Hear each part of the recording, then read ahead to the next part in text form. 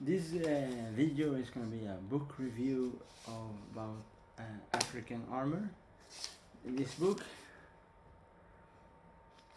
and yeah, this book is very good, and it's about different kind of African arms and armor from different region in Africa, from like Sudan, Ethiopia, Nigeria, and so on. And yeah, it's very good because they explain different things about the culture, like the ritual weapon, the sacrificial weapon, the war weapon, like for different purpose in African culture. Let's see, I can show you. I really recommend this book. I think you can find it on Amazon. Yes, the name is African Arms and Armor. Like this, and looks like this. Like this, and it's made. Here is the company. Here. Okay, so they So they talk about different weapons and how different, example, like from different in Africa, like the region with some get earlier steel and other region in Africa, like especially like in Sudan, they use lots of long sword, a very sword, like it looks a bit similar to a European cross-hilt sword, but it's different in the shape of the cross. It's much more thick. An example here is a picture from a kingdom of in Benin in Nigeria. Yeah, so they talk about different culture in Africa, different weapons, and how different influence from other country, like in the Egypt, like the Mamelukes, because the Mamelukes originally are from Central Asia, because there were slave soldiers worked for in the Egyptian army around probably around like 14 AD, and they was famous because they defeated the Mongols in Adjalut, in the battle in Adjalut. But after time they have been in Egypt, more than were like African, but originally the Mamelukes are Turkic horse warriors. So, and the same thing with like the Ottoman Empire, defeated Mamelukes, was dominating in controlled the Egypt, and because after the Ottoman Empire fall down in the World War One, lots of the weapons that the Ottoman have, like the Yataghan, was cooperation was inspired from the African. The African get inspired from that weapon and change the way a little bit to make it more Africanized, the weapon. And the same with the sword. Lots of the blades of the Tuaregs and the Sudanese warriors, like long sword. I forget the name of the sword, but I think it's Kaskara, the Kaskara.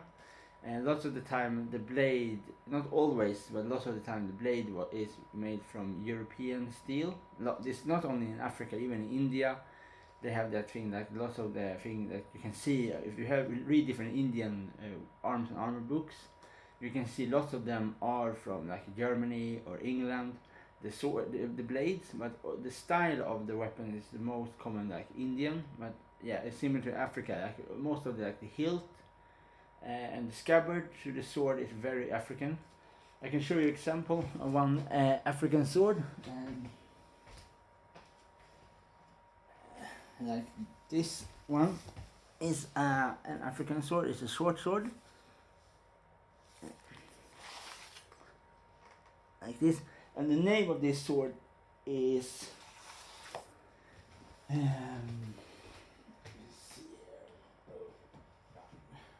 I can see in the book. Then they have this this sword, but of course this sword I have is not is different rank, different high status of the sword. Like you can have like example, just for example, now this is a different culture. You can have example very simple like Kanda sword, and then you can have a very expensive kind of sword, like with this golden hilt, silk scabbard with velvet green with red rubies. And exactly the same with African sword, that you can have a very beautiful African swords that are very expensive, with lots of beautiful inlay and this kind of thing. So yeah, so this many times when you find a sword like antique swords, you can buy them, but some sword is much more expensive because there's more expensive steel and much more expensive layer to the sword to make it more expensive and this kind of thing. So yeah, yeah, and I think the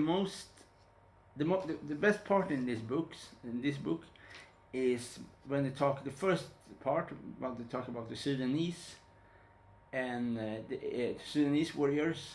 I think that is the best. The chapter is. I think the Night of Savannah. That is a very good chapter. It's chapter 2, and the Arabs and the Berbers. These are my two favorite chapters in this book. And here, example, you can see a very good, example like the Afghan Khyber knife, and you see the knife.